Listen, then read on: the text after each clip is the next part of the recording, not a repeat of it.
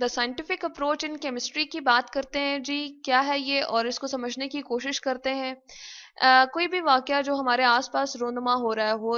और उस चीज को अगर हम केमिस्ट्री के अंदर समझना चाहें तो एक मेथड है जिसके अकॉर्डिंग हम समझ सकते हैं। इसका सबसे पहला जो हमारे पास स्टेप है जी वो है ऑब्जर्वेशन। हम किसी भी चीज को अपने आसपास देखते हैं तो हम कहते हैं कि जी जैसे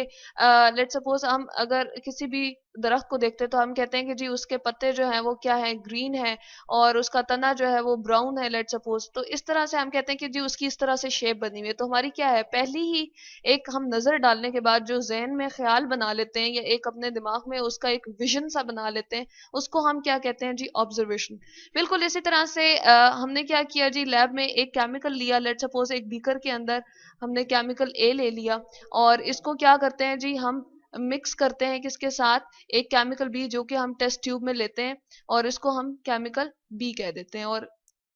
इसको मिक्स करने से पहले ए और बी का जब हम मास फाइंड करते हैं, इनका वजन करते हैं जी, तो हमारे पास क्या आता है, यहाँ पर हम ए और बी लिख देते हैं जी। इन दोनों का मास जो आता है उसको लेट सपोज हम कहते हैं जी एक्स है। ठीक है, तो हम यहाँ पर लिख देते हैं जी मैस, जो कि एक्स की फॉर्म में हमने लिख दिया। अब क्या करते हैं, हम इन दोनों को मिक्स करते हैं, बी को हम इसके अंदर पोर कर देते हैं और क्या होता है, ये दोनों आपस में मिक्स हो जाते हैं और ए और बी मिलके जो है वो एक तीसरी चीज बना देते हैं आपस में, या तो केमिकली रिएक्ट कर लेते हैं,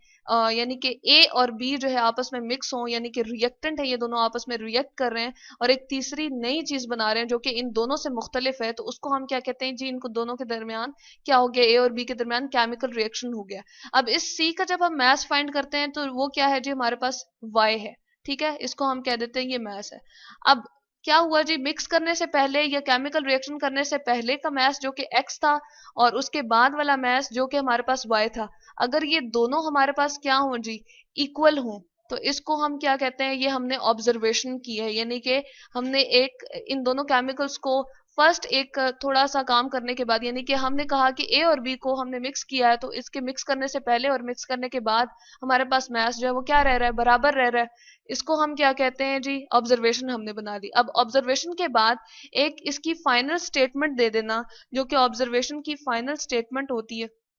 इसको हम क्या कहते हैं जी, हाइपोथेसिस कहते हैं। यानी कि हमने जो ख्यालात बनाए थे और उसके बाद एक जुमले में हम इसको एक्सप्लेन कर दें, तो उसको हम क्या कहते हैं जी, हमारे पास क्या है जी, हाइपोथेसिस है। जैसे मैं कह दूं कि मैस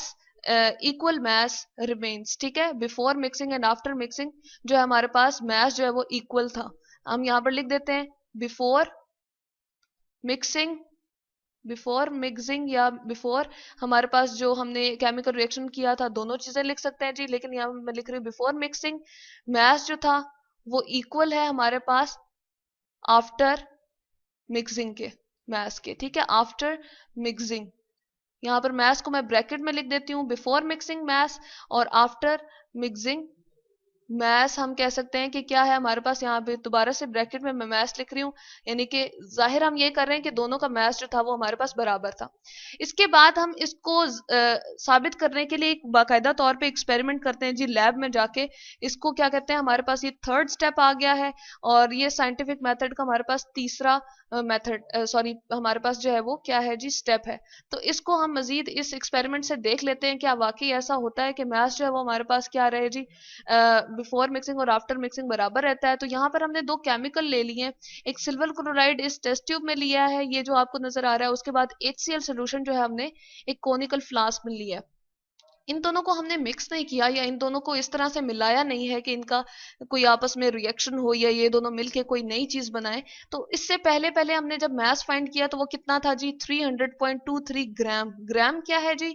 बिल्कुल एक जिस तरह हम घर में आटा या चीनी लेकर आते हैं उसको हम मेजर करते हैं जी केजी में, हम कहते हैं किलोग्राम, इतने किलोग्राम है, 10 किलोग्राम हमारे पास चीनी है, 10 किलोग्राम आटा है। इसी तरह से ये वेट जो है वो, क्योंकि केमिकल हमने बहुत थोड़ी थोड़ी अमाउंट में लिए हैं तो इसलिए हम इसके साथ ग्राम यूज कर रहे हैं। अब क्या किया हमने यहाँ पर इस स्टेप में, हमने उन दोनों को जी मिक्स कर दिया। जैसे ही मिक्स किया तो दोनों आपस में मिल गए और क्या हुआ जी, हमारे पास silver nitrate, silver chloride white precipitate में चेंज हो गया और इसके अंदर क्या मौजूद है, ये येलोइश कलर का जो आपको नजर आ रहा है, ये HNO3 का सोल्यूशन बन गया। तो हम यहाँ पर लिख सकते हैं कि हमारे पास क्या बन गया जी, सिल्वर क्लोराइड सॉरी सिल्वर जो नाइट्रेट हमारे पास था जी, इसको हम क्या कहते हैं कि ये हमारे पास क्या है, सोल्यूशन की फॉर्म में था और इसको हमने मिक्स किया। यहाँ पर हम लिख सकते हैं कि AgNO3 हमारे पास जो था सोल्यूशन था, उसको हमने मिक्स कर दिया जी HCl के साथ। तो क्या हुआ जी कि हमारे पास इन दोनों ने मिलके एक नई चीज बना दी, एक नहीं बल्कि दो चीजें बना दी कि हमारे पास सिल्वर क्लोराइड के प्रेसिपिटेट व्हाइट कलर के बन जाएंगे सॉलिड फॉर्म में जो हमारे पास बन जाते हैं, और साथ में ही क्या बन जाता है जी, हमारे पास HNO3 मौजूद होता है। तो इन दोनों का भी जब हमने वेट किया, यानी कि केमिकल रिएक्शन होने के बाद ये वाला जो वेट किया, ये बराबर था इन दोनों के वेट के, जो कि आपको यहाँ पर नजर आ रहा है 300.23 ग्राम। तो एक्सपेरिमेंट करने के बाद जो हमारे पास एक स्टेटमेंट बनती है, ये जिसको हम कहते हैं कि हमारे पास एक जो है वो हम कह सकते हैं स्टेप आ जाता है, उसको हम कहते हैं जी थ्योरी है। यानी कि एक्सपेरिमेंट के बाद जो हमारा फोर्थ स्टेप आता है वो थ्योरी है, यानी कि हमने एक थ्योरेटिकल बेसिस पे एक आइडिया बना लिया है कि एक्सपेरिमेंट करने के बाद सॉरी एक्सपेरिमेंट हमने किया है और उसके बाद हमने एक थ्योरी बना ली है कि मिक्स करने से पहले और मिक्स करने के बाद जो मैस होता है वो हमारे पास क्या होता है जी, इक्वल होता है। और अभी इसमें गलती की हम कह सकते हैं कि इसमें सॉरी हमारे पास बेहतरी की गुंजाइश होती है, इसको और मजीद बेहतर कर सकते हैं। और अगर ये बार बार जो है डिफरेंट साइंटिस्ट बार बार इस थ्योरी को करें और इसको एज अ चैलेंज ले लें और इसको देखें कि क्या इसमें कोई गलती है या नहीं, और अगर गलती ना हो तो इसको हम कहते हैं जी ये किस में चेंज हो गया है, साइंटिफिक लॉ बन चुका है, जिसको लॉ ऑफ नेचर भी कहते हैं, जैसे जिसे कुदरत का कानून भी कहते हैं। जैसे अगर हम कहें कि सूरज जो है वो मशरिक से ही निकलता है, तो ये क्या है जी, लॉ ऑफ नेचर है। बिल्कुल इसी तरह से इस साइंटिफिक लॉ को जो कि हमने एक्सपेरिमेंटली यहाँ पर प्रूफ किया है, इसको अगर हम लिखना चाहें और अपने पास रखना चाहें तो वो क्या होगा जी, उसको हम कहते हैं law of conservation of mess. यानी कि हम इस तरह से इस चीज को एक्सप्लेन कर सकते हैं कि बिफोर मिक्सिंग और आफ्टर मिक्सिंग जो हमारे पास मैस था वो क्या रहा है जी, कंजर्व रहा है, यानी कि बराबर रहा है, उसमें कोई चेंज नहीं आया, या ना तो मैस हमारे पास यहाँ खत्म हुआ है और ना ही नया मैस जो है वो बना है। तो इसको कहते हैं जी law of conservation of mass. तो इसी चीज को जी हमने साइंटिफिक मेथड में देखा और इसको हमने स्टेप वाइज जी इस तरह से कि ऑब्जर्वेशन सबसे पहले हमारे पास आई, कोई भी दो केमिकल्स हमने लिए मिक्स किए, उसके मिक्स करने से पहले और बाद का मैस हमने देखा तो इक्वल था। हमने एक स्टेटमेंट बना ली कि before mixing after mixing mass जो है हमारे पास दोनों का इक्वल रहता है। उसके बाद हमने बाकायदा तौर पर सिल्वर नाइट्रेट AgNO3 और HCl का जी आपस में रिएक्शन करवा के देखा कि वाकई ही केमिकल रिएक्शन होने के बाद दो चीजों यानी कि जो दोनों रिएक्टेंट है इन दोनों के मिलने के बाद जो नई चीज बनी है प्रोडक्ट, इन दोनों का मैस जो है वो इन दोनों के मैस के बराबर है या नहीं। तो वाकईतन मैस जो था वो बराबर था 300.23 और ये भी 300.23 ग्राम। ग्राम अगेन क्या है जी, यूनिट है हमारे पास किसी भी वेट को मेजर करने का, एक छोटा सा यूनिट है। जिस तरह आटा या चीनी किलोग्राम में करते हैं, तो इस छोटे से जो हमारे पास केमिकल होते हैं उनको ग्राम में मेजर कर रहे हैं। और उसके बाद जी एक्सपेरिमेंट के बाद जो हमारी स्टेटमेंट बनती है उसको थ्योरी कहते हैं। अगर इसको मजीद बार बार